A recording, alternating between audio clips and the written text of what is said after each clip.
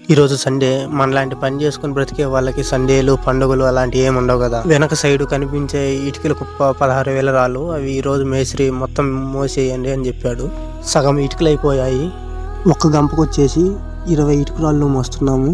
గంపలో ఉన్న ఇటుకల బరువు కన్నా మనసులో ఉన్న కష్టాల బరువు ఎక్కువ కదా ఎంతైనా.